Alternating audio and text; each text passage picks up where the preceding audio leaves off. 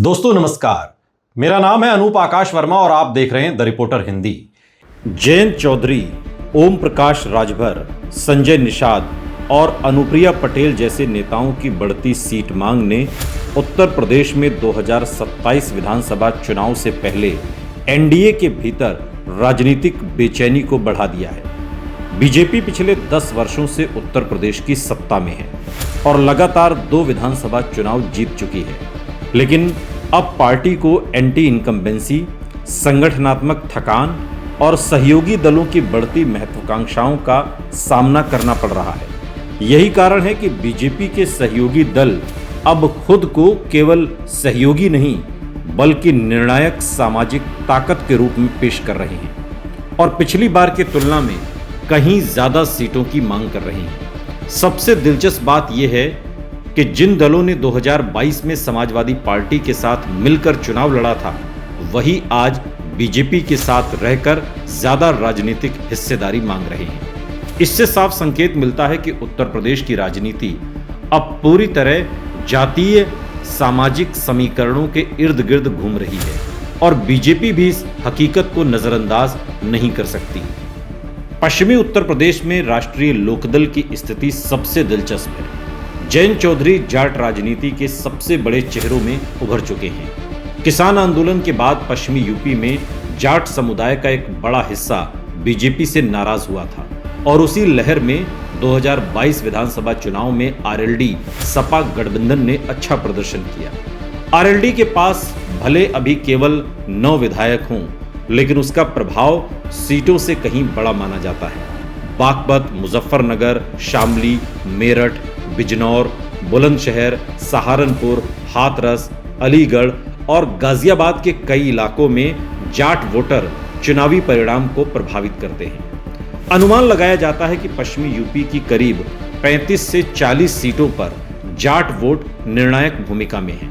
यही कारण है कि जयंत चौधरी 35 सीटों की मांग कर रहे हैं। बीजेपी के सामने दिक्कत यह है कि अगर वो इतनी सीटें आरएलडी को देती है तो उसके कई मौजूदा विधायकों के टिकट कटेंगे।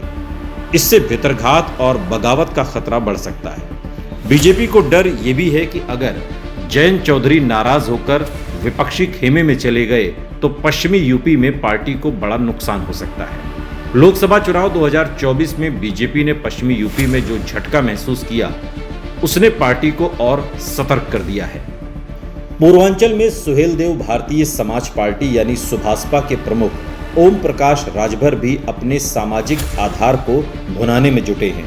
राजभर समुदाय पूर्वांचल की कई सीटों पर प्रभावशाली माना जाता है, खासकर गाजीपुर, मऊ, बलिया, देवरिया, आजमगढ़, जौनपुर और वाराणसी बेल्ट में। ओम प्रकाश राजभर खुद को सिर्फ एक जातीय नेता नहीं बल्कि पिछड़ा वर्ग राजनीति के बड़े चेहरे के रूप में स्थापित करने की कोशिश कर रहे हैं। उन्होंने 2022 में सपा के साथ गठबंधन करके बीजेपी को कई सीटों पर मुश्किल में डाला था। अब बीजेपी के साथ रहते हुए वो ज्यादा सीटों की मांग कर रहे हैं, क्योंकि उन्हें पता है कि पूर्वांचल में बीजेपी को पिछड़ी जातियों के समर्थन की पहले जैसी गारंटी नहीं रही। राजभर की राजनीति हमेशा सत्ता के समीकरण के हिसाब से चलती रही है और यही वजह है कि बीजेपी भी उन्हें पूरी तरह नजरअंदाज करने का जोखिम नहीं लेना चाहती। लेकिन अगर बीजेपी ज्यादा सीटें देती है तो स्थानीय बीजेपी नेताओं में असंतोष बढ़ सकता है। इसी तरह निषाद पार्टी और उसके प्रमुख संजय निषाद भी निषाद, मछुआरा और बिंद समुदाय के वोट बैंक को लेकर बीजेपी पर दबाव बना रहे हैं। पूर्वांचल और मध्य यूपी की करीब 25 से 30 सीटों पर निषाद समुदाय प्रभावशाली माना जाता है।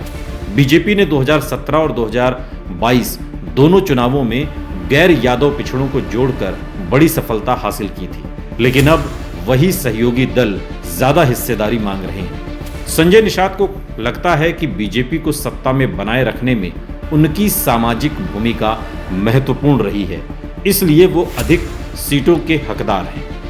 अपना दल सोनेलाल और अनुप्रिया पटेल का मामला भी बीजेपी के लिए आसान नहीं है। कुर्मी और पटेल वोट बैंक पर प्रभाव रखने वाली अपना दल एस का असर मिर्जापुर, प्रयागराज, कौशाम्बी, प्रतापगढ़, सोनभद्र और आसपास के इलाकों में देखा जाता है। बीजेपी को गैर यादव ओबीसी वोट दिलाने में अनुप्रिया पटेल की भूमिका अहम मानी जाती है। यही वजह है कि वो इस बार ज्यादा सीटों की मांग कर रही हैं। अगर बीजेपी उनकी मांग नहीं मानती तो ये संदेश जा सकता है कि पार्टी सहयोगियों को महत्व नहीं देती। असल चुनौती बीजेपी के सामने सीट शेयरिंग से ज्यादा अपने संगठन को संभालने की है।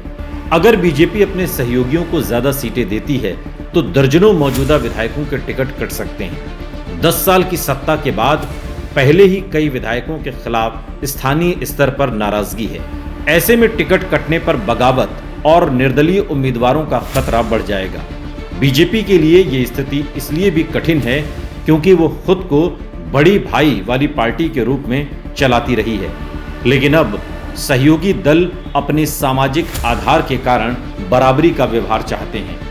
राजनीतिक विश्लेषकों का मानना है कि बीजेपी के सहयोगी दलों की असली ताकत सिर्फ सीटें जीतना नहीं, बल्कि बीजेपी के वोट प्रतिशत को प्रभावित करना है। उदाहरण के लिए अगर जयंत चौधरी अलग हो जाते हैं तो पश्चिमी यूपी में जाट वोटों का बड़ा हिस्सा बीजेपी से दूर जा सकता है। अगर ओम प्रकाश राजभर अलग होते हैं तो पूर्वांचल में बीजेपी की पिछड़ा राजनीति कमजोर पड़ सकती है। अगर अनुप्रिया पटेल नाराज होती हैं तो कुर्मी वोटों में सेंध लग सकती है। यानी ये दल भले अकेले सरकार न बना सकें, लेकिन बीजेपी को नुकसान जरूर पहुंचा सकते हैं। बीजेपी की सबसे बड़ी मजबूरी यह है कि 2027 का चुनाव उसके लिए सिर्फ उत्तर प्रदेश का चुनाव नहीं होगा, बल्कि 2029 लोकसभा चुनाव का सेमीफाइनल भी माना जाएगा। अगर बीजेपी उत्तर प्रदेश में कमजोर होती है तो उसका राष्ट्रीय राजनीतिक प्रभाव भी प्रभावित होगा। यही कारण है कि पार्टी सहयोगियों को साथ रखने की कोशिश करेगी, लेकिन पूरी तरह झुकना भी बीजेपी की राजनीतिक शैली नहीं रही है। संभव है कि बीजेपी कुछ सीटों पर समझौता करे, कुछ नए चेहरे लाए और कुछ मौजूदा विधायकों के टिकट काटे, लेकिन वो अपने संगठनात्मक नियंत्रण को पूरी तरह सहयोगियों के हाथ में नहीं जाने देगी।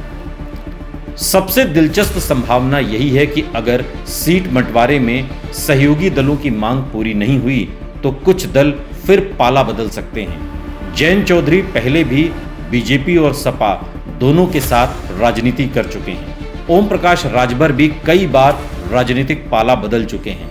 इसलिए बीजेपी के भीतर ये डर बना हुआ है कि अगर सहयोगियों को सम्मानजनक हिस्सेदारी नहीं मिली तो वे विपक्षी गठबंधन से फिर हाथ मिला सकते हैं। यही वजह है कि 2027 के चुनाव से पहले उत्तर प्रदेश में एनडीए के भीतर सीट शेयरिंग सिर्फ राजनीतिक गणित नहीं, बल्कि अस्तित्व और सम्मान की लड़ाई बनती जा रही है। लेकिन देखना दिलचस्प होगा कि सीट शेयरिंग के फेर में उलझी बीजेपी सहयोगी दलों को खुश कर पाती है या नहीं, क्योंकि अगर सहयोगी दलों को खुश करती है तो बीजेपी के अंदर खाने से विरोध उठने लगेगा। आज की तारीख में उत्तर प्रदेश में बीजेपी के लिए यही स्थिति बन गई है कि आगे कुआं और पीछे खाई।